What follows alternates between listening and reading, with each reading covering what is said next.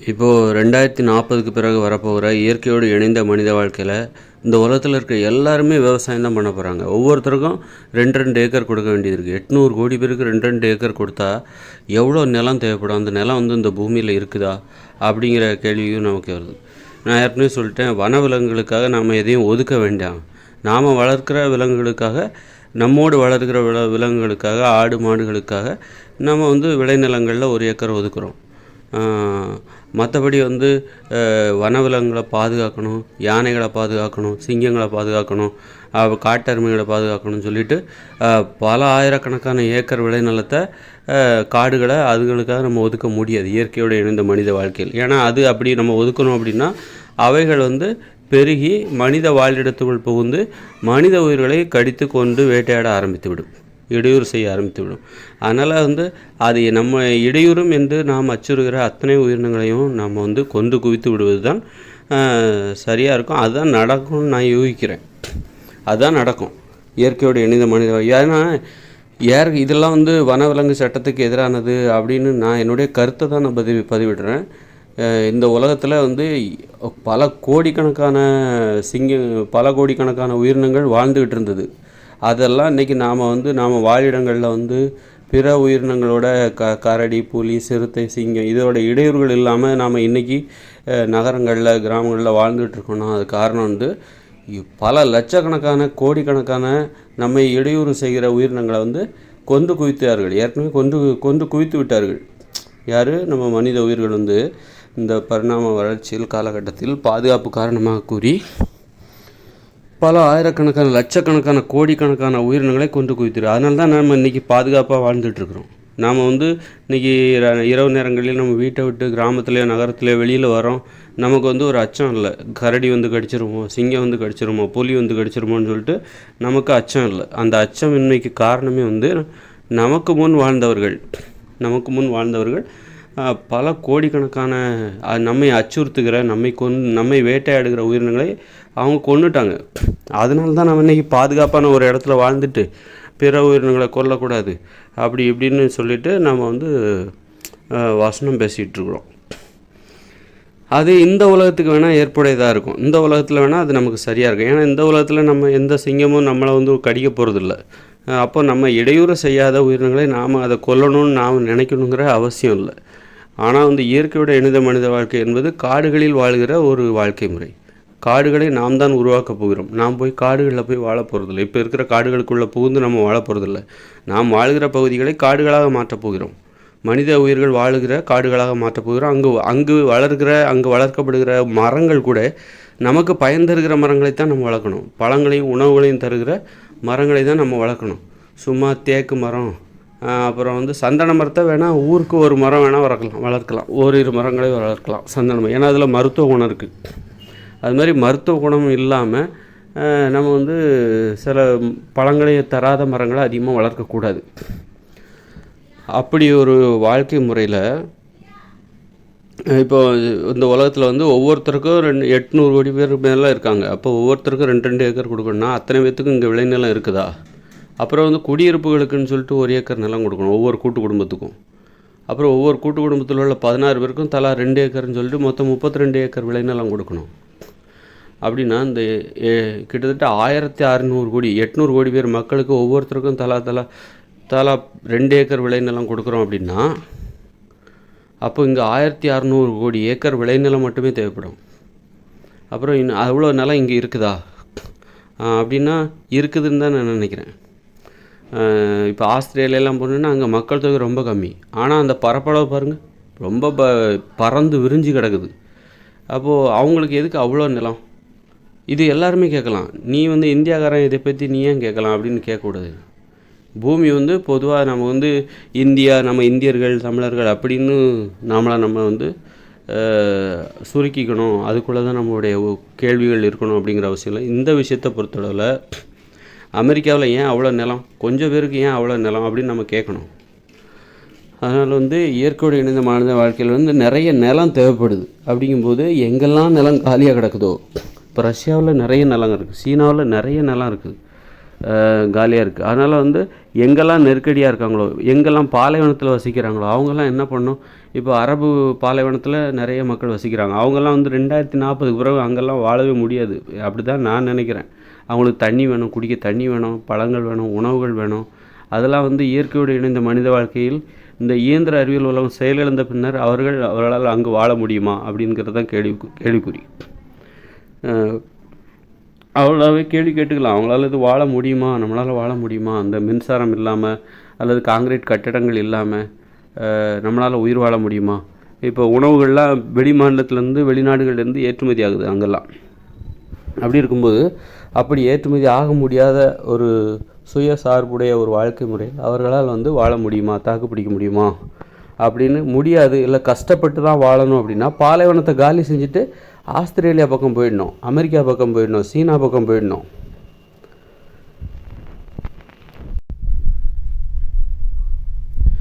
சீனாவுக்கு போயிடணும், ஆஸ்திரேலியாவுக்கு போயிடணும். அந்த மாதிரி பாலைவனத்தில் வாழாமல் இருக்கிறது தான். ஏன்னா வாழ முடியும் அப்படிங்கிறது ஒரு அப்போல்லாம் வந்து அப்போது ஒரு 500-1000 வருஷத்துக்கு முன்னாடி அங்கே வாழ்ந்துருக்காங்க. அப்போ வாழ முடியாதான்னு கேட்கக்கூடாது. வாழ முடியும், ஆனால் அவங்க கஷ்டப்பட்டு தான் வாழ்வாங்க. பகல் நேர வெயில் வந்து பயங்கர கடுமையாக இருக்கும். வெளியே வந்தால் அந்த வெயிலே செத்து போயிடுவாங்க. அவங்க வாழ்க்கை அவ்வளோ நல்லா இருக்காது. பாலைவனத்தில் வாழ்கிற வாழ்க்கை வந்து அவ்வளோ நல்லா இருக்காது, வெறுப்பாக இருக்கும். ஒரு நல்ல குணம் வராது. நல்ல குணங்கிறது எங்கே வரும் அப்படின்னா, நல்ல பசுமையான இடத்துல தண்ணி அதிகமாக இருக்கணும், பசுமை அதிகமாக இருக்கணும், நிழல் தரும் மரங்கள் நிறையா இருக்கணும், பழங்கள். இது எல்லாமே இயற்கை சூழ்நிலை எங்கே நமக்கு சாதகமாக இருக்குதோ, இயற்கை வளம் எங்கே அதிகமாக இருக்கோ அங்கே தான் நல்ல பண்பு இருக்கும், பிறருக்கு கொடுக்கணுங்கிற மனம் இருக்கும். நீங்கள் வறுமை எங்கே தாண்டவமாடுதோ அல்லது எங்கே வறட்சி இருக்குதோ, எங்கே வெயில் அதிகமாக அடிக்குதோ, எங்கே பாலைவனமாக இருக்குதோ அந்த பகுதியில் வாழ்கிற மக்களுக்கு குடிக்க தண்ணி கூட மற்றவங்களுக்கு கொடுக்குறதுக்கு யோசிப்பாங்க. அதனால் அவங்க தங்களுடைய அதெல்லாம் மனசில் வச்சுக்கிட்டு ஒரு நல்ல குணம் வேணும், சுதந்திரமாக வாழணும், பகிர்ந்து உண்பது ரொம்ப முக்கியம், பிறருக்கு உதவி செய்வது ரொம்ப முக்கியம், உணவை பகிர்ந்து கொள்ளணும், நீரை பகிர்ந்து கொள்ளணும், வாழ்வதற்காக கஷ்டப்படக்கூடாது, எளிதாக வாழ வேண்டும். இதையெல்லாம் மனசில் வச்சு இந்த பாலைவனத்தில் வசிக்கிறவங்க எல்லாரும் என்ன பண்ணணும் அப்படின்னா, அப்படியே குடிபெயர்ந்து ஆஸ்திரேலியா, அமெரிக்கா, சீனா அங்கே போயிடணும். போனால் 2040க்கு பிறகு வரப்போகிற வாழ்க்கை முறை நல்லாயிருக்கும். அப்படி இல்லை, இப்போவே அதுக்கான வேலைகள்லாம் நடக்கணும். அதை புரிஞ்சுக்கணும். நான் சொல்கிறத அதை வந்து இது வந்து உண்மை தான், சரிதான் அப்படின்னு புரிஞ்சுக்கிட்டால் அதற்கான வேலைகளை நம்ம செய்யணும். அதுக்கு ஒரு பரந்த மனப்பான்மை தேவை. எப்படி என் நாட்டுக்குள்ளே நீ வரலாம் அப்படின்னு கேட்கக்கூடாது. உனக்கு தான் நிறைய நிலம் இருக்குது, எது தேவையில்லை. இப்போ இயற்கையோடு இணைந்த மனித வாழ்க்கையில் வந்து நீங்கள் வந்து அவ்வளோ பெரிய நிலத்தெல்லாம் கட்டி ஆள முடியாது.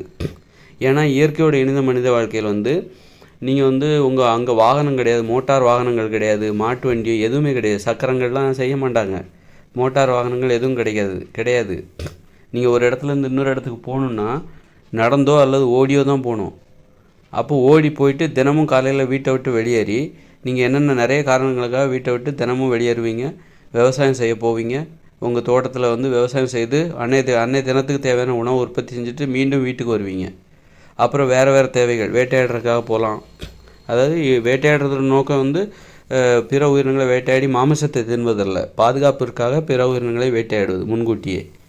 எலி அந்த மாதிரியான விஷயங்களை, எலி அப்புறம் ஏதாவது இன்னும் பாம்பு இது மாதிரி வேட்டையாடுறது, அதுக்காக போவோம். அல்லது பக்கத்து ஊரில் இருக்கிற உறவினரை பார்த்துட்டு வரணும். இதெல்லாம் நடந்தே தான் போயிட்டு வருவாங்க. ஏன் குதிரைகளை போயிட்டு வர மாட்டாங்களா நீங்கள் கேட்கலாம். குதிரையெல்லாம் போக மாட்டாங்க.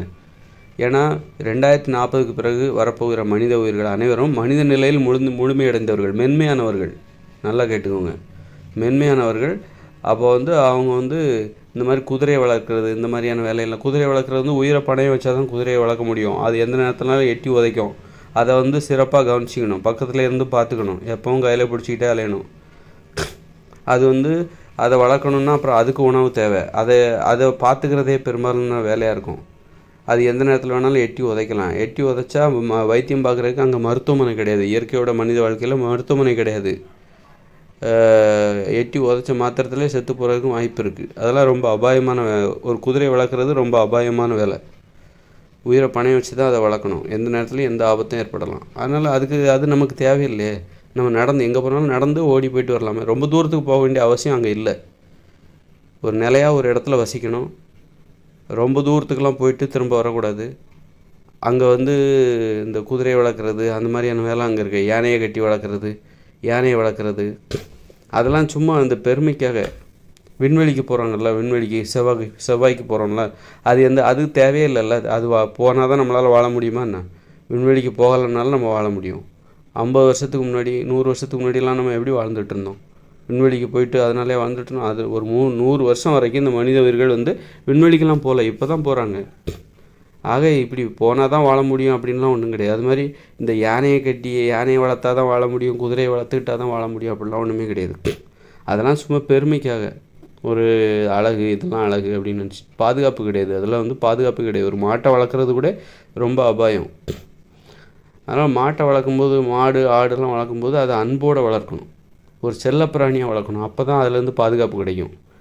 நீங்கள் அதை செல்லப்பிராணியை வளர்க்காமல் அதை ஒரு அடிமையாக வளர்க்கும்போது தான் மூக்கு குத்துறது. ஏன் ஆடு மாடுகள் அச்சுறுத்துகிற ஆடு மாடுகள் கூட அச்சுறுத்துகிற உயிரினமாக மாறுது? ஏன்னா அதை நம்ம வளர்க்க தெரியல. அன்பு செலுத்தி வளர்த்தோன்னு வச்சுக்கோங்களேன், ஒரு சிங்கம் கூட நம்மளை கட்டி பிடிச்சிக்கும். அதுக்காக சிங்கத்தெல்லாம் நம்ம வளர்க்க முடியாது, அதுக்கு உணவெல்லாம் நம்ம போட முடியாது. அதுக்கு உணவு போடணுன்னா நம்ம மாட்டை கொன்று அதோட இறைச்சியை போடணும். மாட்டை கொல்லுகிற மனநிலை நம்மக்கிட்ட இல்லை. அதுக்கு உணவு, அதை யானையை வளர்த்து அதுக்கு தீனி போட முடியாது. அல்லது சிங்கத்தை வளர்த்து அதற்கு இறைச்சியை நம்ம போடணுன்னா இன்னொரு உயிரினத்தை கொன்றாக வேண்டும். அப்போது ஒரு உயிரினத்தை நேசிப்பதற்காக, சிங்கத்தை நேசிப்பதற்காக நம்ம ஆடுகளை கொல்ல நாம் தயாரில்லை. அவ்வளோ கஷ்டப்பட்டு தான் சிங்கத்தெல்லாம் நீங்கள் வளர்க்கணும். எப்போது ஒரு மாதிரி இருக்காது, பசி வந்துச்சுன்னா வெறி வந்துடும்.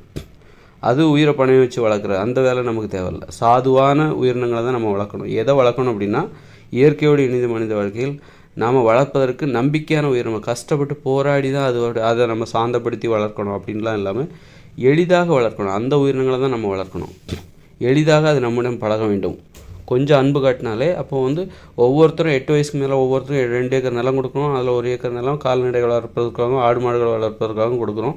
ஒவ்வொருத்தரும் ஒரு மாடு இல்லைனா ஒரு ஆடு அந்த மாதிரி தான் வளர்ப்பாங்க.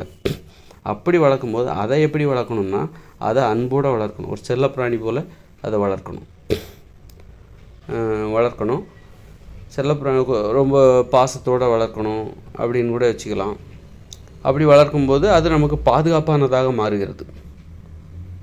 அதை ஒரு அடிமை போல் அதை வச்சு நிலங்களை உழுறது அந்த மாதிரி வேலைலாம் வச்சுக்கூடாது. நிலத்தை உழக்கூடாது. அந்த மூக்கில் கயிறு வச்சு கட்டி ஓட்டை போட்டு அது மாதிரி கட்டி அதை அது எவ்வளோ கஷ்டத்தை அனுபவிக்குதுன்னு நம்ம சொல்ல முடியாதுல்ல. மூக்கிலெல்லாம் மூக்கணாங்கயிறு போடுறாங்கல்ல, அப்போ அது எவ்வளோ கஷ்டமாக இருக்கும். அது ஒரு சித்திரவதை தானே. அப்படின்னா ஒரு வயலுக்குள்ளே 1 ஏக்கர் நிலத்துக்குள்ளே ஒரு மாட்டை நீங்கள் வளர்க்குறீங்கன்னா அதுவும் சித்திரவதை தானேன்னு நீங்கள் கேட்கலாம்.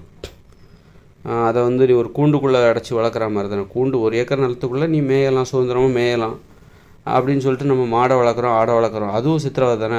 அது போக்கில் காடுகளில் விட வேண்டியதானே நீங்கள் கேட்கலாம்.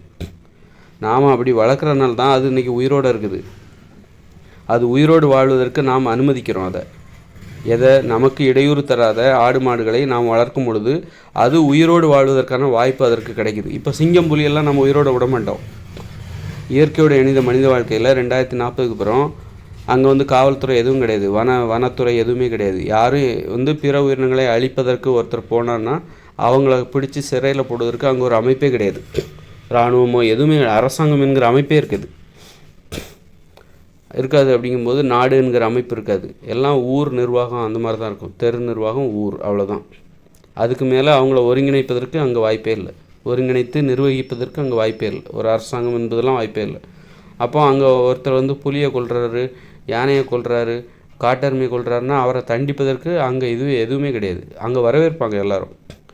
ஏன்னா அவங்களுக்கு ஒரு புலியால் ஏற்படுகிற ஆபத்து அங்கே எல்லாத்துக்கும் பொதுவானது தான். இப்போ நம்ம உலகில் தற்போதுள்ள இயந்திர அறிவியல் உலகில் இப்போ காடுகளை சார்ந்த சைடில் அந்த காடுகள் ஓரமாக வாழ்கிறாங்களா, அவங்களுக்கு தான் அந்த புலி யானை இதை பற்றின பயம். நமக்கு அது கிடையாது. அதனால் நாம் என்ன பண்ணுவோம், யானையை கொல்லக்கூடாது, புலியை கொல்லக்கூடாது அப்படின்னு சொல்லிட்டு நாம் புலிக்கும் யானைக்கும் சப்போர்ட் பண்ணுவோம். ஆனால் அந்த காடுகளின் ஓரங்களில் வசிக்கிறாங்களா, அவங்க யானையால் எவ்வளோ அவஸ்தைப்படுவாங்க, கஷ்டப்பட்டு விவசாயம் பண்ணுவாங்க. ஏற்கனவே அவங்க ஏழ்மையிலும் வறுமையிலும் இருக்காங்க.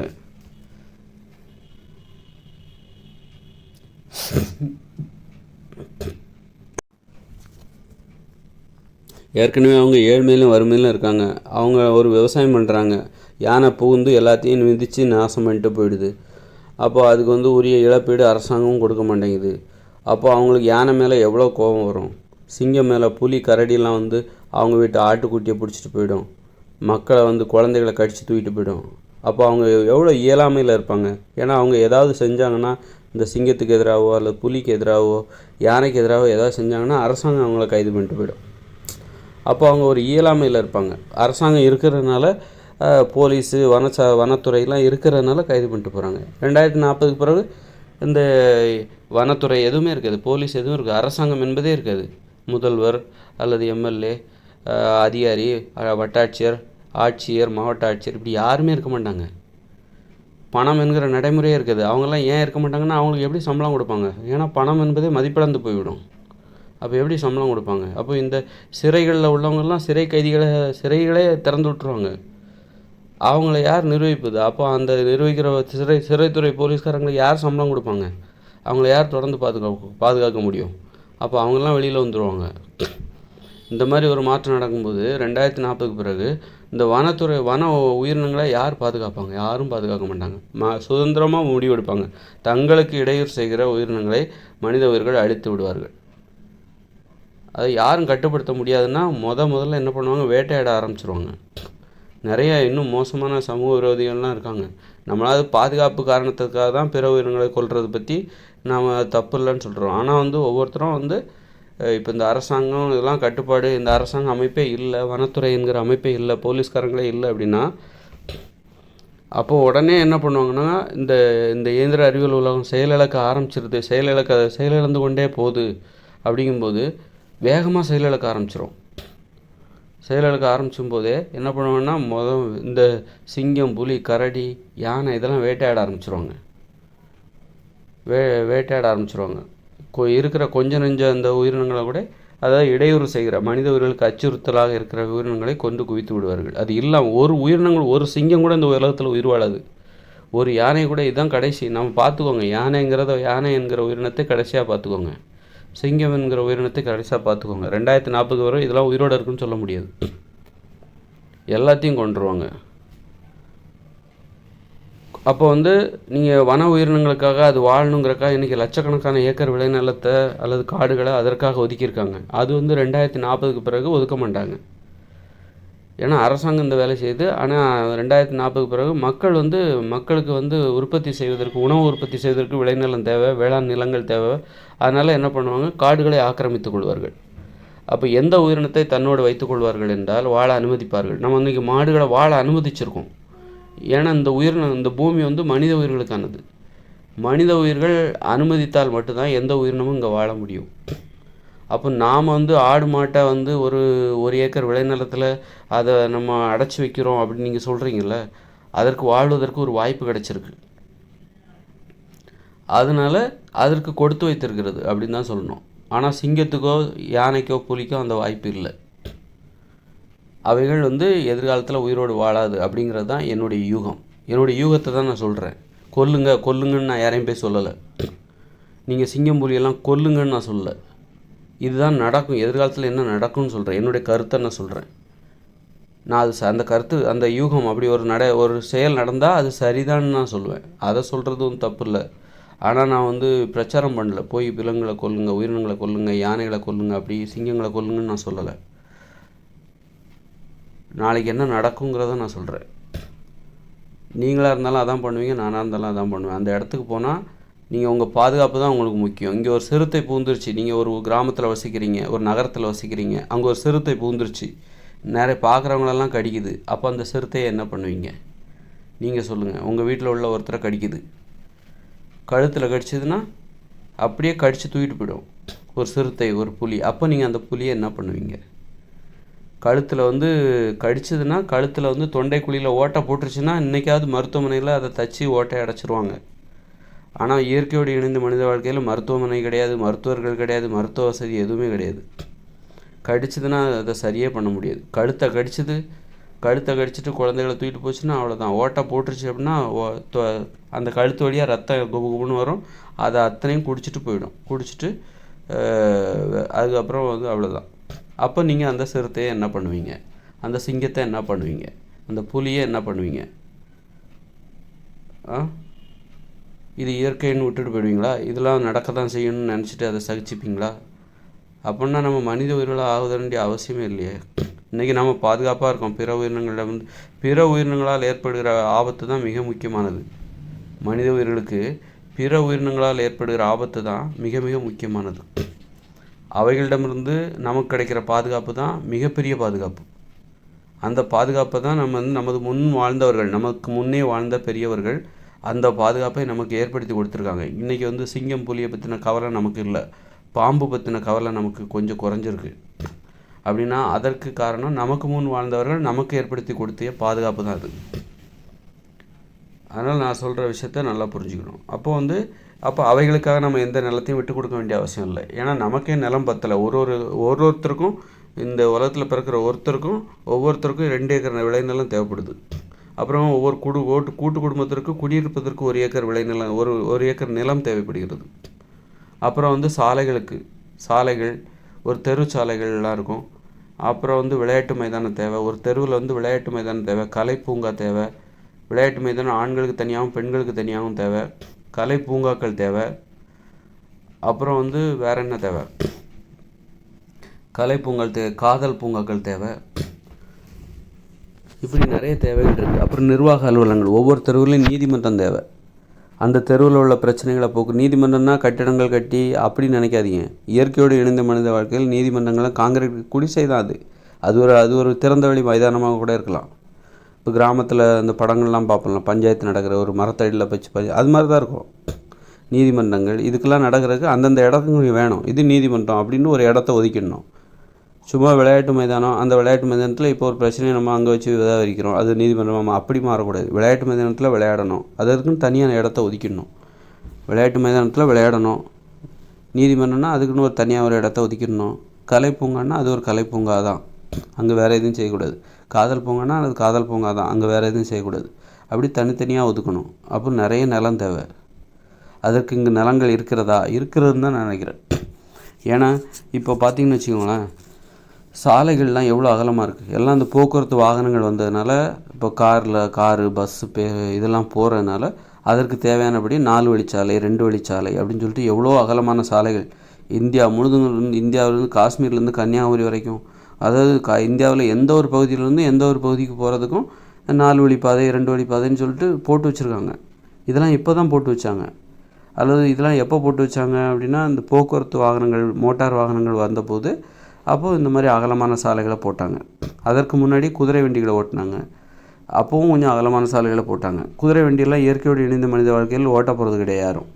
அப்போ அங்கே எல்லாருமே இயற்கையோடு இணைந்த மனித வாழ்க்கையில், அதாவது 2040க்கு பிறகு வரப்போகிற இயற்கையோடு இணைந்த மனித வாழ்க்கையில் மக்கள் நடப்பாங்க, ஓடுவாங்க, அவ்வளோதானே தவிர அவங்க மாட்டு வண்டியில் போக மாட்டாங்க, குதிரை வண்டியில் போக மாட்டாங்க. அவர்கள் எளிமையாக வாழுகிறவர்கள். எளிமையாக வாழ்வது தான் அவருடைய நோக்கம். ரொம்ப சொகுசாக அல்லது மிகப்பெரிய கோயில்களை கட்டுறது. கடந்த காலத்தில் எப்படி பெரிய கோயில்கள் கற்களால் செய்யப்பட்ட பெரிய கோயில், தஞ்சாவூர் கோயிலெலாம் கட்டுறாங்களே, அது மாதிரி எந்த கோயிலையும் அவங்க கட்ட மாட்டாங்க. அவங்க வாழ்கிறதுக்காகவே கூட குடிசைகளை தான் கட்டிகிட்ருப்பாங்க.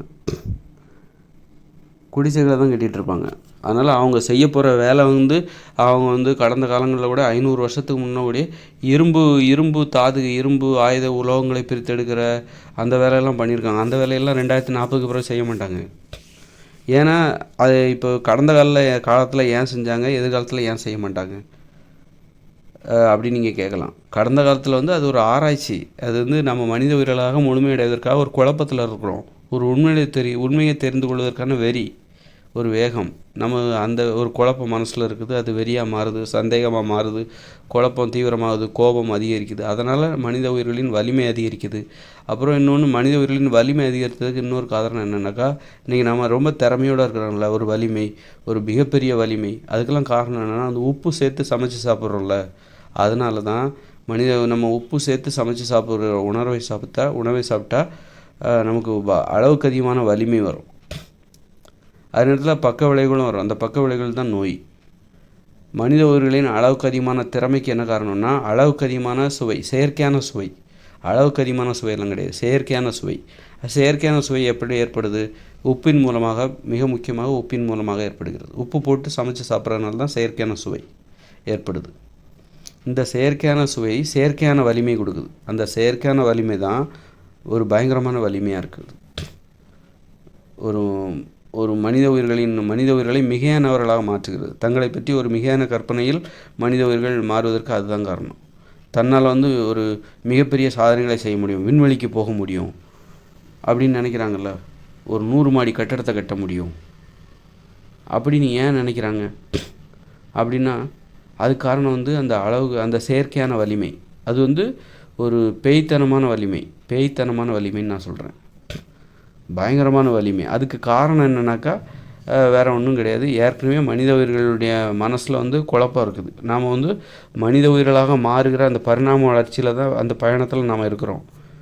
நம்ம எப்படி மனுஷங்களாக வாழணும், மனித உயிர்களாக வாழ்வதற்கு நமக்கு இன்னும் என்ன தேவை அப்படிங்கிற ஆராய்ச்சியில் நம்ம இருந்துகிட்ருக்குறோம்.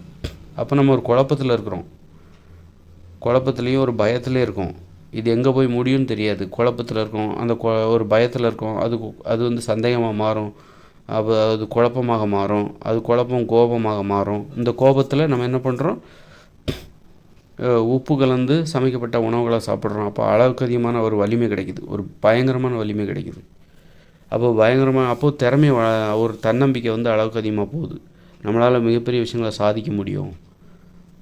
வலிமை அளவுக்கு அதிகமாக போகும்போது தான் பிறரை அடிமைப்படுத்த தோணுது. ஏன் மற்றவங்களை அடிமைப்படுத்துகிறாங்க? வலிமை வந்து அளவுக்கு அதிகமாக போகும்போது தன்னை விட வலிமை குறைந்தவர்களை அடிமைப்படுத்த தான் தோணும். அப்போது வலிமை வந்து நமக்கு எப்போவுமே எளிமையாக இருக்கணும், ஒரு எளிமையானவர்களாக இருக்கணும், வலிமை குறைவாக இருக்கணும். அப்போ தான் நாம் வந்து அதாவது பிற உயிரினங்கள் ஏன் மற்றவங்களை அடிமைப்படுத்துறது இல்லைன்னா, அவங்க வலிமை வந்து ஒரு அளவுக்குள்ளே இருக்குது. ஒரு குதிரையாக இருந்தால் கூட அதுக்குன்னு ஒரு வலிமை, அதால் என்ன செய்ய முடியும், ஓட முடியும், நடக்க முடியும், அப்புறம் புல்லுகளை மேயும், அவ்வளோதான் அதோட வலிமை, திறமை எல்லாமே. அதனால தான் அதால் மற்றவங்கள அடிமைப்படுத்தாது. அதுக்கு வந்து ஒருவேளை பறக்கிற வலிமை, மின்னல் வேகத்தில் போகிற வலிமை, அப்படி இப்படின்னு பயங்கரமான வலிமையெல்லாம் இருந்துச்சுன்னா அது மற்றவங்கள அடிமைப்படுத்த ஆரம்பிச்சிடும். நம்ம ஏன் அடிமைப்படுத்துகிறோம் அப்படின்னா, நமக்கு அளவுக்கு அதிகமான வலிமைன்னு சொல்லக்கூடாது, இது ஒரு செயற்கையான வலிமை. இது வந்து இந்த செயற்கையான வலிமைங்கிறது ரொம்ப முரட்டுத்தனமானது, ரொம்ப அதிகமானது வலிமை. அதனால தான் அந்த வலிமை அது வந்து ஒரு அளவுக்கு அதிகமான வலிமையாக இருக்கும்போது, வலிமை அளவுக்கு அதிகமாகிடுச்சுன்னா அது ஆபத்து தான். அதனால தான் நம்ம அந்த வலிமையை வச்சு மற்றவங்களை அடிமைப்படுத்துகிறோம். எவனாவது ஏப்பச்சாப்பே எவனா இருப்பானான்னு பார்த்து அவனை அடிக்கணும், அவனை அடிமைப்படுத்தணும். பெண்களை பார்த்தோன்னா அவங்க வந்து உடல் வலிமை ஆண்களை விட குறைவாக இருக்கிறாங்க, உடனே இவங்களை அடிமைப்படுத்துகிற ஈஸியாக இருக்குது, பாதுகாப்பாக இருக்குது அப்படின்னு சொல்லிட்டு பெண்களை அடிமைப்படுத்த ஆரம்பிச்சிட்டாங்க. ஏன்னா இந்த உப்பு கலந்து சமைக்கப்பட்ட உணவுகளை சாப்பிடும்போது வலிமை அளவுக்கு அதிகமாகிடும். அந்த அளவுக்கு அதிகமான வலிமையை வச்சுக்கணுன்னா கை காலெலாம் பரபரக்கும், யாரையாவது அடிக்கணும்னு தோணும், யாராவது அடிமைப்படுத்தணும்னு தோணும், அடக்கணும்னு தோணும், அடக்கி ஒடுக்கணும்னு தோணும். அப்படி தோணும்போது தான் அதில் பெண்கள் மாட்டிக்கிறாங்க. பெண்கள் என்ன பண்ணுறாங்க, அவங்களுக்கும் அதுதான் தோணும். அந்த உப்பு கலந்து சமைக்கப்பட்ட உணவை சாப்பிடும்போது அவங்களுக்கும் யாரையாவது அடிமைப்படுத்தணும். அப்போ அவங்களோட யார் வலிமை குறைஞ்சவங்களாக இருக்காங்கன்னா, இந்த சின்ன வயசு ஆண்கள், சின்ன பசங்க, ஆண்களில் வந்து ஒரு அம்மா இருக்காங்கன்னு வச்சுங்களேன், அவங்களுக்கும் யாரையாவது அடக்கணும், அடிமைப்படுத்தணும் அப்படி தோணும்போது அவங்களுடைய பிள்ளைகள், பேர பிள்ளைகள் அல்லது மகன் சின்ன வயசில் இருக்கும்போது அடிமைப்படுத்துவாங்க. அதில் பெண் குழந்தைங்க பிறந்தாங்கன்னா அடிமைப்படுத்துவாங்க. அதுவே அந்த பசங்க வளர்ந்துட்டாங்கன்னா அப்புறம் ஒன்றும் அடிக்க மாட்டாங்க. ஏன்னா திருப்பி அடிச்சுவிடுவோம் அப்படின்னு சொல்லிட்டு அடிக்க மாட்டாங்க. தோளுக்கு மேலே வளர்ந்துட்டா அப்புறம் அடிக்கக்கூடாது, திருப்பி அடிச்சிடும். அது மாதிரி பொம்பளை பிள்ளைகளை அடக்கி ஒடுக்கி பண்ணுறாங்கன்னா, அவங்க எளிமையாக உடல் அளவில் வலிமை குறைந்தவர்களாக இருக்கிறார்கள். அதனால் பெண்கள் அங்கே போயிடுறாங்க, அங்கே கவனத்தை செலுத்துகிறாங்க. ஆண்கள் என்ன பண்ணுறான், தன்னை விட வலிமை குறைந்த ஆண்கள், அப்புறம் பெண்கள் அனைவரையுமே அடிமைப்படுத்த தொடங்கிறான். இக்காரணம் என்னென்னா, இந்த உப்பு கலந்து சமைக்கப்பட்ட உணவுகளை சாப்பிடும்போது ஏற்படுகிற ஒரு செயற்கையான வலிமை, அளவுக்கு அதிகமான வலிமை, பிரம்மாண்டமான வலிமை. அந்த வலிமை வந்தோடனே உடம்பெல்லாம் பரபரங்கும், யாரையாவது அடிக்கணும், அடிமைப்படுத்தணும். அப்போ தான் அது ஒரு போதை. இந்த உப்புங்கிறது ஒரு போதை. அப்போ நம்ம உப்பு கலக்காமல் நம்ம சாப்பிட்றோன்னு வச்சுக்கோங்களேன், நம்ம மென்மையானவர்கள் ஆகிடும், நமக்கு அந்த வலிமை வராது.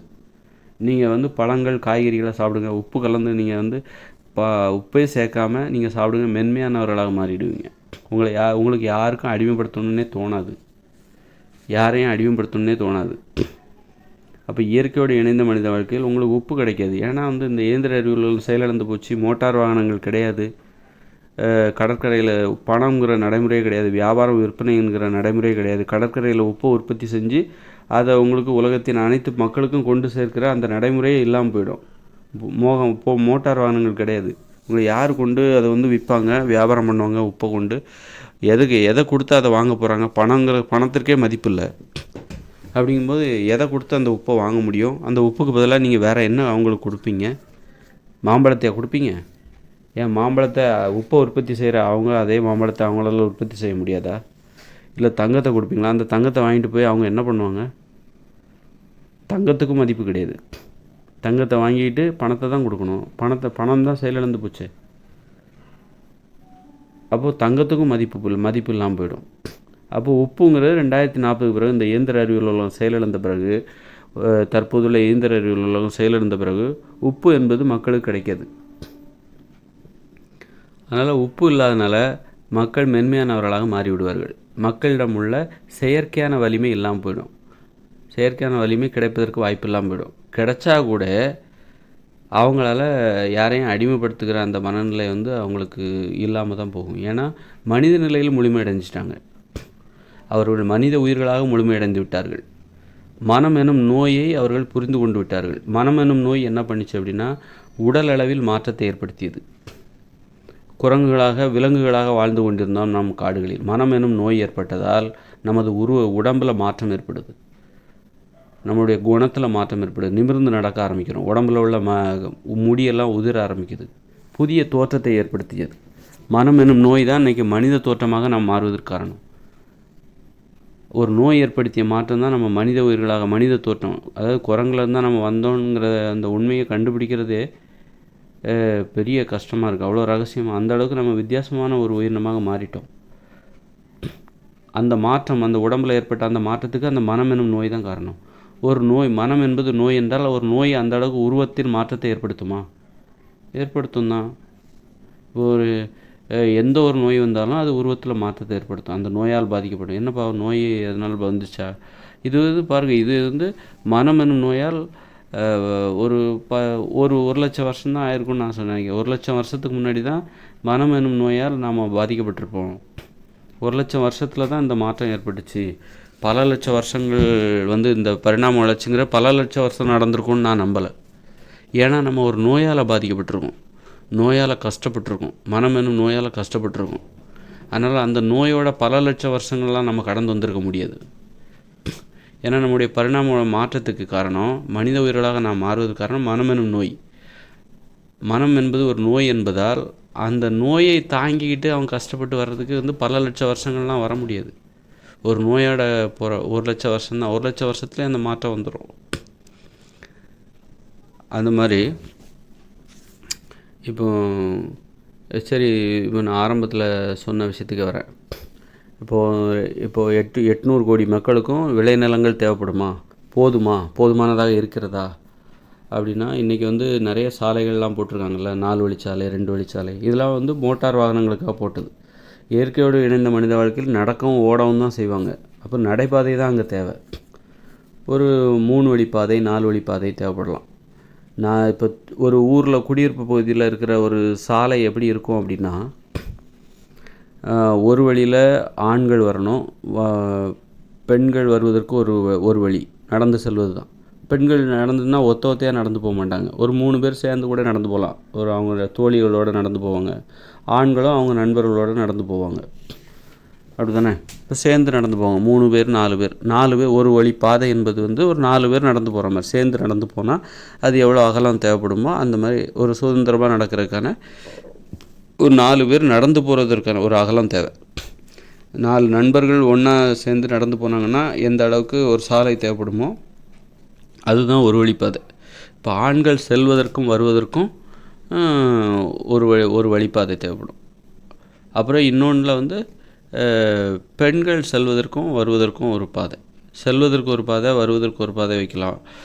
அந்த மாதிரி பாதை வச்சுட்டு ஆண்களும் பெண்களும் சேர்ந்து வர்றதுக்குன்னு ஒரு வழி. இப்படி 3 வழி. அதாவது 4 பேர் வர்றதில் பெண்கள் செல்வதற்கு ஒரு வழி. அதில் 4 பேர் சேர்ந்து போனால் என்ன அகலம் தேவையோ அதான். அதில் போகவும் செய்யலாம், வரவும் செய்யலாம். அப்புறம் ஆண்கள் செல்வதற்கும் வருவதற்கும் ஒரு வழி, 4 பேர் சேர்ந்து போனால் எப்படி இருக்கும் அந்த அகலத்தில் ஒரு வழி, அந்த வழியில் போகவும் செய்யலாம், ஆண்கள் வரவும் செய்யலாம். இன்னொரு வழி என்னென்னா, இப்போ பெண்கள் மட்டும் செல்லுகிற அந்த வழி இருக்குல்ல, முதல்ல சொன்னேன், பெண்கள் மட்டும் 4 பேர் சேர்ந்து போனால் என்ன அகலத்துக்கு தேவையோ அது ஒரு வழி. அதில் வந்து ஆண்கள் வரக்கூடாது, அந்த வழிப்பாதையில் ஆண்கள் வரக்கூடாது. ஆண்கள் மட்டுமே சேர்ந்து ஒரு 4 பேர் சேர்ந்து போனாங்கன்னா என்ன அகலம் தேவைப்படும், அந்த அகலம் ஒரு ஒரு எத்தனை அடி தேவைப்படும், ஒருத்தர் நடந்து போகிறதுக்கு ஒரு 2 அடி தேவைப்படும்னா 4 2 8 அடி, 10 அடின்னு வச்சுக்கோங்களேன். ஒரு வழிப்பாதை என்பது 10 அடி.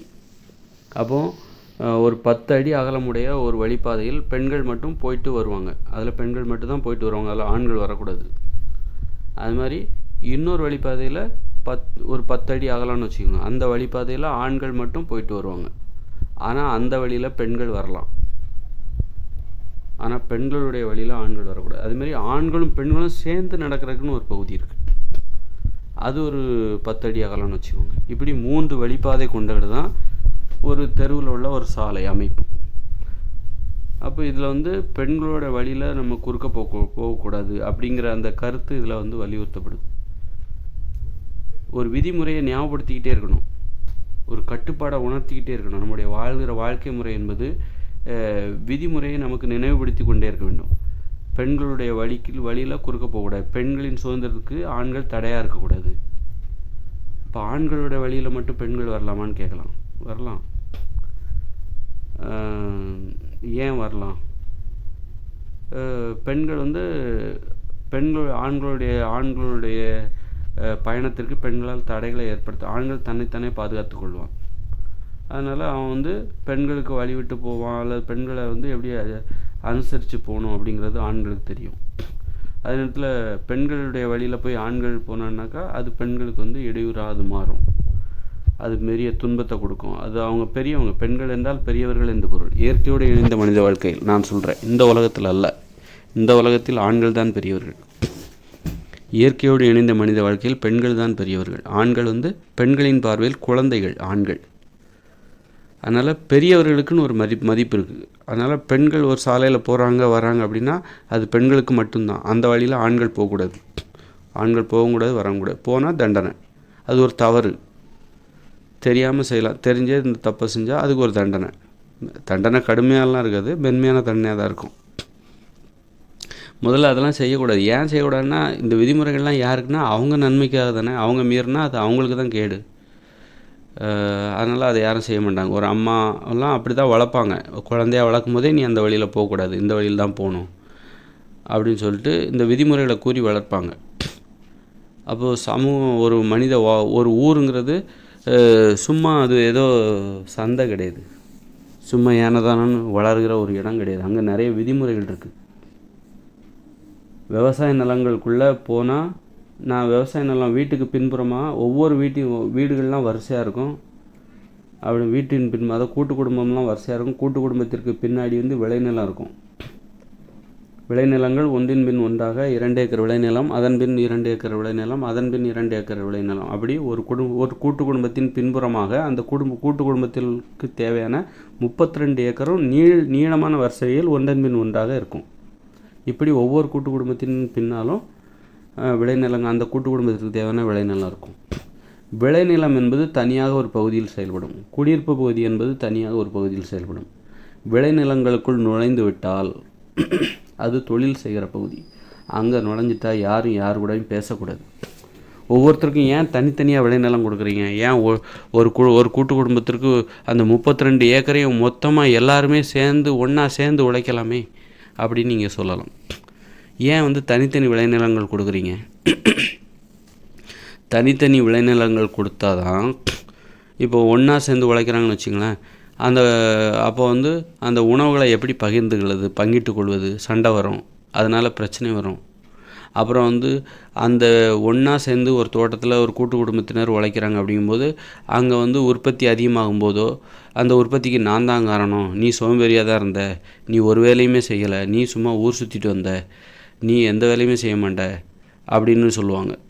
யாரோ அண்ணங்காரன் தான் பேர் எடுப்பான், அல்லது தம்பி வந்து சோம்பேறி அப்படின்னு சொல்லிடுவாங்க.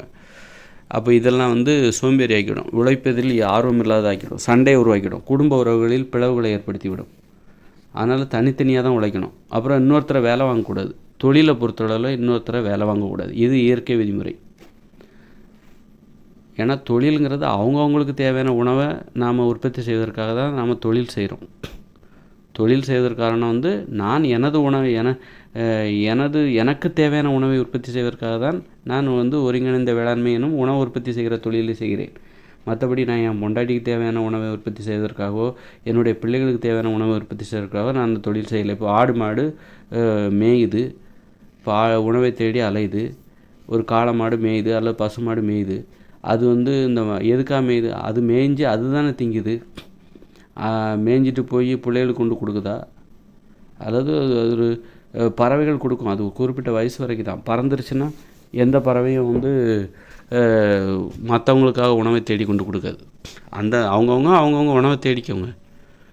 அப்படி இருக்கும்போது அவங்கவுங்க உணவை தேடிக்கணும் அப்படிங்கிறதுக்காக ஒவ்வொருத்தரும் தனித்தனி விளைநிலத்தில் உழைக்கணும். ஒரு குடும்பத்தில் உள்ளவர்கள் ஒவ்வொருத்தரும் அவங்களுக்கும் தனித்தனியாக விளைநிலத்தில் கொடுத்து பிறருக்கு இடையூறு இல்லாமல் பிறரது இடையூறுகளை அனுமதிக்காமலும் அவர்கள் உழைக்கணும்.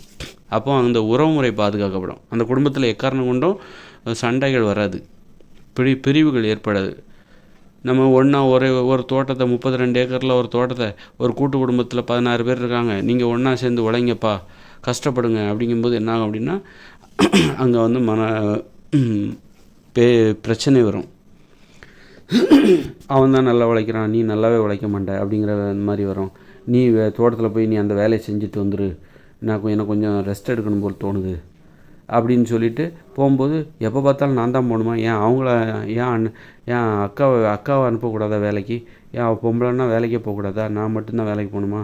இந்த மாதிரி சண்டைகள்லாம் வரும். அதனால் அக்காவுக்கு தனியாக வேலை, அக்கா உனக்கு தனியாக 2 ஏக்கர் விளையினாலும் உனக்கு தேவையான உணவை நீ உற்பத்தி செஞ்சுக்கோ. தங்கச்சி இங்கே வா, நீ உனக்கு தேவையான விளைநிலத்தை நீ உற்பத்தி பண்ணிக்கோ. அண்ணன் இங்கே வா, நீ உனக்கு தேவையான உணவை நீ உற்பத்தி பண்ணிக்கோ. போய் நான் எனக்கு தேவையான உணவை நான் உற்பத்தி பண்ணிக்கிறேன். எனக்காகத்தான் நான் உற்பத்தி பண்ணுறேன், உனக்காக இல்லை. நீ என்னுடைய அண்ணனாக இருக்கலாம், என்னுடைய அப்பாவாக இருக்கலாம், அம்மாவாக இருக்கலாம். ஆனால் உனக்காக நான் உற்பத்தி செய்ய போகல. நான் விவசாயம் செய்கிறேன் அப்படின்னா நான் உனக்காக செய்யலை, எனக்காக தான் செய்கிறேன். ஆனால் அப்படி உற்பத்தி செஞ்சுட்டு அங்கேருந்து எடுத்துகிட்டு வந்த அந்த உணவை வந்து நான் பகிர்ந்து உண்றேன், அது வேறு விஷயம். எனக்காக உற்பத்தி செய்த உணவை நான் எனது குடும்பத்தாருடனும் எனது நண்பர்களோடும் உறவினர்களுடன் பகிர்ந்து உண்ணுகிறேன். பகிர்ந்து தான் உண்ண வேண்டும், அது வேறு விஷயம். ஆனால் நான் ஒரு தோட்டத்தில் உழைக்கிறேன் அப்படின்னாலே அது அப்போ நான் என் பிள்ளைகளுக்காக கஷ்டப்படுறேன், என் குடும்பத்துக்காக இந்த உணவை உற்பத்தி செய்கிறேன் அப்படிங்கிற நினைப்போட ஒரு வேலையை செய்யக்கூடாது, ஒரு தொழிலை செய்யக்கூடாது. ஏன்னா எல்லாருக்கும் கை கால் இருக்குது. அப்போ அதனால் அவங்கவுங்களுக்கு தேவையான உணவை உற்பத்தி செய்யுங்க.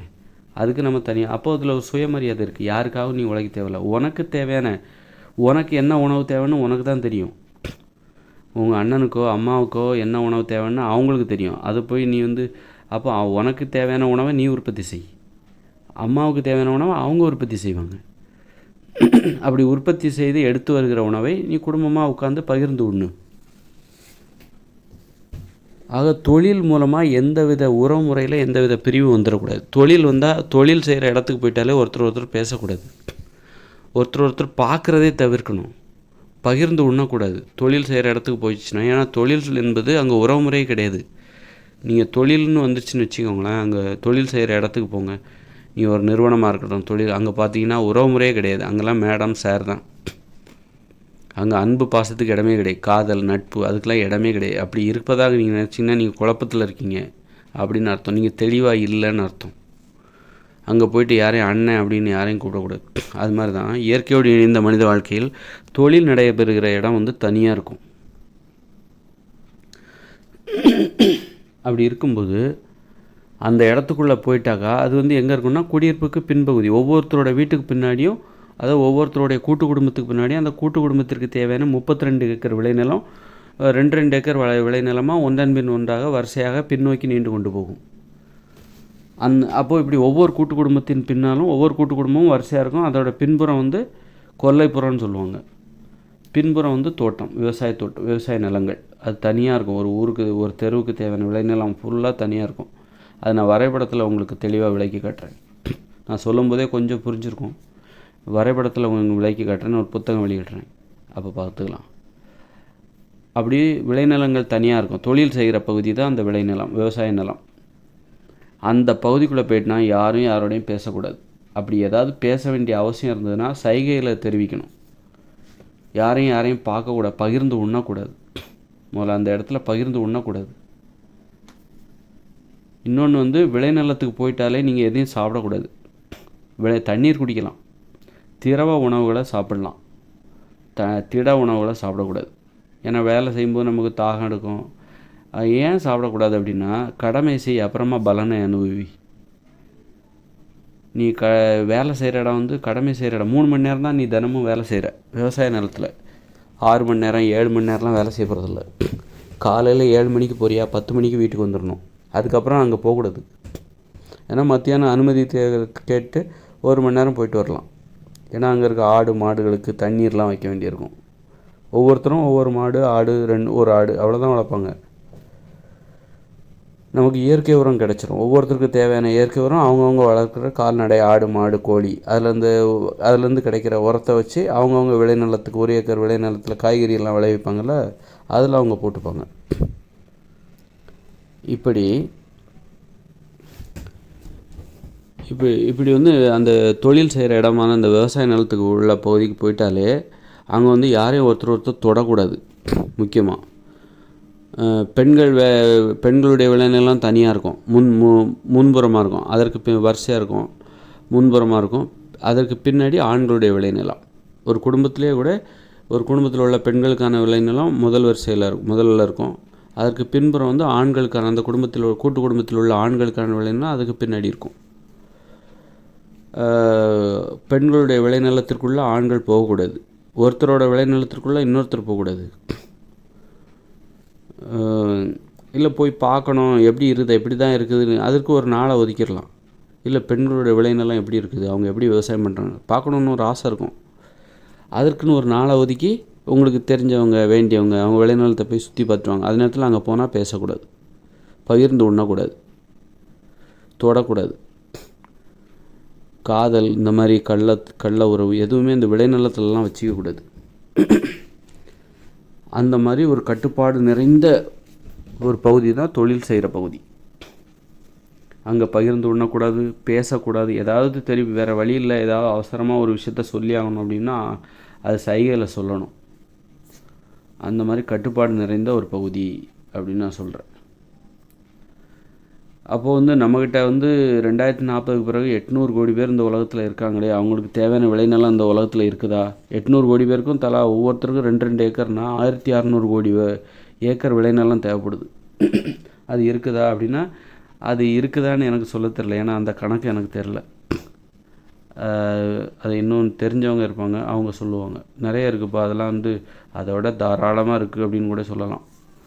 இப்போ நம்ம இந்த சாலையெல்லாம் போட்டிருக்கோம்ல, 4 வழிச்சாலை 2 வழிச்சாலை, இது எல்லாம் நடைபாதையாக தான் மாறும். இது இவ்வளோ சாலைகள் நமக்கு தேவையில்ல.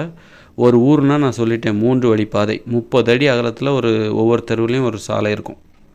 அதாவது 3 சாலைகள் இருக்கும். பெண்கள் மட்டும் போவதற்கும் வருவதற்கும் ஒரு சாலை. எப்போதும் பெண்கள் 4 பேர் சேர்ந்து தான் போங்கன்னு சொல்ல முடியாது. சேர்ந்து போகும்போது அவங்களுக்கு அது பயன்படணும், வசதியாக இருக்கணும். அதற்கேற்றாற்போன்று ஒரு 4 பேர் சேர்ந்து போகிறதுக்கு ஒரு 10 அடி அகலமுடைய ஒரு சாலை தேவைப்படும்.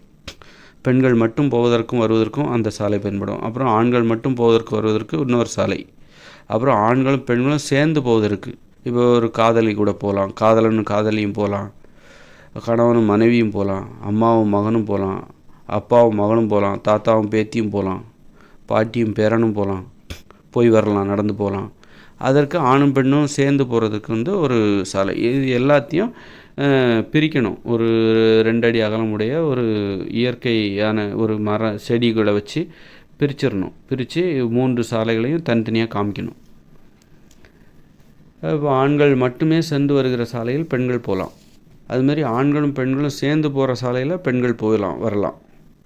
பெண்கள் மட்டும் போகிற சாலையிலையும் பெண்கள் போகலாம். ஆக இந்த 3 சாலைகளிலும் பெண்கள் போகலாம், வரலாம். அதே மாதிரி பெண்களும் ஆண்களும் பெண்களும் ஆண்களும் சேர்ந்து போகிறதுக்காக நடுவில் ஒரு சாலை போட்டிருக்கோம்ல, அந்த சாலையில் பெண்கள் இல்லாமல் ஆண் தனியாக போகக்கூடாது. அந்த சாலையில் பயணிக்க வேண்டுமென்றால் அந்த சாலையில் அவனுடைய மனைவியோ அல்லது கணவனோ சகோதரியோ மகளோ பேத்தியோ இருக்கணும், அல்லது தெரிந்தவர்களோ தோழியோ யாராவது இருக்கணும். அப்படி இல்லாமல் ஒரு பெண்ணின் துணை இல்லாமல் பெண்களும் ஆண்களும் சேர்ந்து பயணிக்கக்கூடிய சாலையில் ஆண் பயணிக்கக்கூடாது, தனியாக பயணிக்கக்கூடாது. எவ்வளோ அதாவது ஆண்களை கட்டுப்படுத்தணும். அதுதான் வந்து இயற்கையோடு இணைந்த மனித வாழ்க்கையில் வந்து அன்பால் கட்டுப்படுத்தணும். அன்புன்னா என்ன, திட்டுறது அடிக்கிறது கூட, பெண்களை அடித்து கூட அதுவும் அன்பு தான்.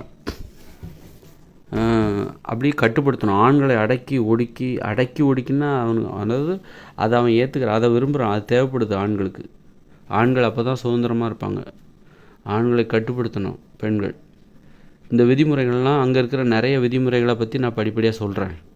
இந்த விதிமுறைகள்லாம் என்ன பண்ணுது அப்படின்னா, ஆண்களை கட்டுப்படுத்துகிறது, ஆண்களை பெண்களுக்கு கட்டுப்படுத்துகிறது, பெண்களுக்கு வழியை விட்டு பெண்களுடைய சுதந்திரமான வாழ்க்கைக்கு இடையூறு செய்யாத வண்ணம் ஆண்களை கட்டுப்படுத்துகிறது. அந்த விதிமுறைகள்லாம் பாருங்கள். ஒரு வழி சாலைகளில், ஒரு தெருவில் உள்ள சாலைகளில் கூட 3 வழிகளிலும் பெண்கள் போகலாம் வரலாம். ஆனால் ஆண்களின் துணை இல்லாமல் பெண்கள் போகலாம் வரலாம். இப்போ நடுவில் உள்ள சாலையில் நான் என்ன சொன்னேன், ஆண்களும் பெண்களும் சேர்ந்து போகிற பாதையில் ஒரு பெண்ணின் துணை இல்லாமல், பெண்ணின் துணையோடு தான் அந்த பாதையில் ஆண்கள் நடந்து போவதற்கு அவனுக்கு அனுமதி இருக்குது. பெண்ணின் துணை இல்லாமல் தனியாக போகக்கூடாது. அதே நேரத்தில் பெண் வந்து இந்த 3 வழிகள்லையுமே ஆணின் துணை இல்லாமலே போகலாம். 3 வழிகள்லேயும் பெண்கள் மட்டும் செல்லுகிற ஒரு சாலை இருக்குல்ல, அங்கே வந்து ஆண்கள் எக்காரணம் கொண்டும் போகக்கூடாது. பெண்கள் மட்டும் செல்வதற்கும் வருவதற்கும் ஒரு பாதை இருக்குதுல்ல, அதில் வந்து ஆண்கள் போகவே கூடாது. பெண்களும் ஆண்களும் சேர்ந்து செல்வதற்கும் வருவதற்கும் ஒரு பாதை இருக்குதுல்ல நடுவில், அந்த பாதையில் பெண்களின் துணை இல்லாமல் ஆண்கள் செல்லவும் வருவதோ கூடாது. அப்படி போனால் அது குற்றம். அப்படி ஒருத்தன் போகிறான் அப்படின்னாலே அவன் பெண்களுக்கு எதிரானவன், அவனை தெளிவாக அடையாளம் கண்டுக்கலாம். இந்த விதிமுறைகளை பின்பற்றாமல் ஒருத்தன் பெண்கள் மட்டுமே செல்கிற சாலையில் நடக்கிறான் என்றால் உடனே கண்டுபிடிச்சிடலாம், இவன் பெண்களுக்கு எதிரானவன், தெளிவாக தெரிஞ்சிடும். அது மாதிரி நடுவில் ஒரு பாதை இருக்குது, அதில் பெண்களும் ஆண்களும் சேர்ந்து போகக்கூடிய அந்த பாதையில் வந்து பெண்ணின் துணை இல்லாமல் ஒருத்தன் நடந்து போகிறான். அந்த விதிமுறை அவனுக்கு தெரியும், பெண்ணின் துணை இல்லாமல் அந்த சாலையை பயன்படுத்தக்கூடாது அப்படின்னு அவனுக்கு தெரியும், அந்த சாலையில் நடக்கூடாதுன்னு தெரியும். ஆனால் அவன் நடந்து போகிறான் அப்படின்னா அவன் பெண்களுக்கு எதிரானவன், தெளிவாக கண்டுபிடிச்சிடலாம். ஒரு விதிமுறையை மீறுறான்னா அவன் பெண்களுக்கு எதிரானவன், அவன் பெண்களுக்கு அவன் அச்சுறுத்தலை ஏற்படுத்துகிறவன், அவன் ஆபத்தானவன். அதனால் பெண்களுடைய பாதுகாப்பிற்கு அவன் வந்து உத்தரவாதம் கொடுக்க மாட்டான். உடனே அவனை தெளிவாக அடையாளம் கண்டுக்கலாம். அதனால் அங்கே வந்து ஆண்களின் சுதந்திரத்தை அங்கே பறிக்க போகிறதில்ல. பெண்களுடைய சுதந்திரத்திற்கு எந்த விதத்துலையும் ஆண்கள் இடையூறாக இருக்கக்கூடாது. அப்போ தான் ஆண்களால் சுதந்திரமாக வாழ முடியும். பெண்கள் சுதந்திரமாக வாழ விட்டால் தான் ஆண்களாலையும் சுதந்திரமாக வாழ முடியும். ஆக தனக்காக தான் ஒரு ஆண் வந்து பெண்ணின் சுதந்திரத்தை மதிக்கிறான். பெண்ணின் சுதந்திரத்திற்கு வழிவிடுவதன் மூலம், மதிப்பதன் மூலம் ஆண் தனது சுதந்திரத்தை பெற்றுக்கொள்கிறான். அதனால் வந்து பெண்ணின் சுதந்திரம் தான் ஆணின் சுதந்திரம். பெண்ணின் சுதந்திரத்தை புறக்கணித்து விட்டு பெண்ணை அடிமைப்படுத்தி விட்டு ஆண் சுதந்திரமாக வாழவே முடியாது. அப்படி தான் அதை அப்போது இந்த சாலைகளின் அகலம் இருக்குல்ல, அப்போ 30 அடி அகலம் கொண்டது ஒரு தெருச்சாலை. அப்புறம் வந்து விளைநிலத்தில் உள்ள விளைநிலத்துலேயும் சாலைகள் இருக்கும். அந்த சாலைகள்லாம் வந்து ஒரு 10 அடி அகலம் தான் இருக்கும். ஏன்னா அங்கே வந்து சேர்ந்து நடக்கக்கூடாது, ஒருத்தர் தொடக்கூடாது, யாரும் யார் கூடயும் பேசக்கூடாது. அப்போ வந்து அங்கே வந்து தனித்தனியாக தான் நடக்கணும், யாரும் சேர்ந்து நடக்கக்கூடாது. அப்போ வந்து ரொம்ப அகலமுள்ள சாலை தேவைப்படல. பெண்களுக்குன்னு தனி நிலங்கள் இருக்கும். அங்கே உள்ள சாலைகள் பெண்கள் மட்டும்தான் போகணும். ஆண்களுக்குன்னு தனி விளைநிலங்கள் பகுதிகள் இருக்கும், அங்கேயும் சாலைகள் இருக்கும். அங்கே ஆண்கள் மட்டும்தான் போவாங்க, தனித்து தான். அதனால் 10 அடி அகலம் போதும். அப்போது இதன் மூலம் விளைநிலங்கள் நமக்கு நிறைய கிடைக்குது. இப்போது இந்த உலகத்தில் 4 வழி சாலை, 8 வழி சாலை, 2 வழி சாலை அப்படின்னு சொல்லிட்டு நிறைய நிலங்கள் வந்து இந்த போக்குவரத்திற்காகவே ஆக்கிரமிக்கப்பட்டிருக்கு. இந்தியாவில் உள்ள சாலைகளை மட்டும் நாம் விவசாயம் செய்தால் இந்தியாவில் உள்ள மக்கள் அனைவருக்குமே நம்ம உணவை கொடுத்து விடலாம். அந்த அளவுக்கு ஏராளமான சாலைகளை நாம் ஆக்கிரமித்து வச்சுருக்கோம். ஏராளமான சாலைகள் வந்து நிலங்களை ஆக்கிரமித்துள்ளது.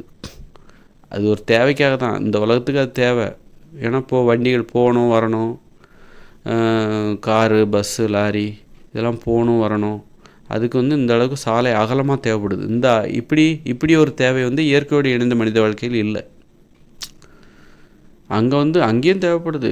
ஏன்னா ஒரு தெருவில் உள்ள சாலை 30 அடி அகலமான்னு கூட கேட்கலாம் நீங்கள். 30 அடி அகலம், அப்புறம் வந்து அதை பிரிக்கின்ற கோடுகள் இருக்குல்ல, அது ஒரு 2 அடின்னு வச்சுக்கோங்க. 36 அடி கிட்ட வரும். 36 ஒரு சாலையோட அகலம் வந்து ஒரு 40 அடின்னு வச்சுக்கோங்க. ஏன்னா 40 அடி அகலம்னா அதுவும் பெருசு தான். 40 அடிங்கிறதும் ஒரு பெருசாக இருந்தாலும் அவ்வளோதான். அது இந்த அளவுக்குலாம் இப்போ இந்த இயந்திர அறிவியல் உலகில் வந்து பார்த்திங்களா, ரோடெல்லாம் பாருங்கள், எவ்வளோ ரோடு போட்டு வச்சுருக்காங்க.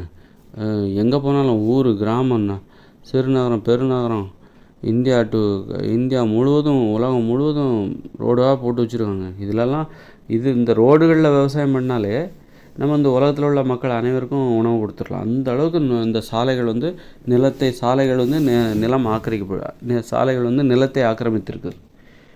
சாலைகளுக்காக நாம் நிலத்தை கொடுத்து கொண்டிருக்கிறோம். அப்புறம் அது போக விவசாய நிலமும் தனியாக இருக்குது. அதனால் நான் என்ன சொல்ல வரேன் அப்படின்னா, இயற்கையோடு இணைந்த மனித வாழ்க்கையில் மக்களுக்கு தேவையான நிலங்கள் தாராளமாக இருக்குது அப்படின்னு நான் நம்புகிறேன். அதனால் அதை பற்றி நம்ம எல்லாருக்கும் விளைநிலம், எல்லாருமே விவசாயம் செய்வதற்கு விளைநிலங்கள் இருக்குதா அப்படின்னா இருக்குதுன்னு தான் நான் நினைக்கிறேன். அதை யாராவது சொல்லலாம், இல்லை இப்படி இந்த கணக்கு போட்டு சொல்லலாம், இந்தியா உலகின் பரப்பளவு இப்படி, காலி நிலங்கள் இப்படி அப்படின்னு சொல்லிட்டு மக்கள் இத்தனை பேர், ஒவ்வொருத்தருக்கும் இந்த மாதிரி நிலம் ஒதுக்குனா கண்டிப்பாக இது அதை விட அதிகமாக இருக்குது, 2-3 மடங்கு அதிகமாகவே இருக்குது அப்படின்னு சொல்லலாம். அது இடத்துல நான் சொல்லிட்டேன், வந்து அரபு பாலைவனங்கள்லாம் வசிக்கிறவங்க இப்போவே வந்து உலக நாடுகள்லாம் ஒன்றிணைந்து நான் சொல்கிற விஷயத்த ஒத்துக்கிட்டு, நீங்கள் மறுத்தாலும் மறுக்கலைனாலும் நான் சொல்கிறது பொய் அப்படின்னு சொன்னாலும் நடக்க போகிறது தான். ஆமாம், நீங்கள் இப்போ ஒத்துக்கலைன்னா 2040க்கு பிறகு வந்து நடக்க போகிறது நடக்காமல் போயிடாது. இந்த இயந்திர அறிவியல் உலகம் செயலிழந்து போய்டும்னு நான் சொல்கிறேன். நீங்கள் ஒத்துக்கலைன்னா அது வந்து செயலிழக்காமல் போகிறது கிடையாது. நீங்கள் அதை தூக்கி நிற்பாட்ட முடியாது. அது இப்படி தான் நடக்கும். அது இந்த மாற்றம் என்பது இது நடந்தே தீரும். நான் சொல்கிற மாற்றம் நடந்தே தீரும். அது விதிமுறை. நீங்கள் வந்து எந்த முயற்சியும் எடுக்கலைனாலும் இந்த இயந்திர அறிவியல் உலகம் செயலிழந்துடும்.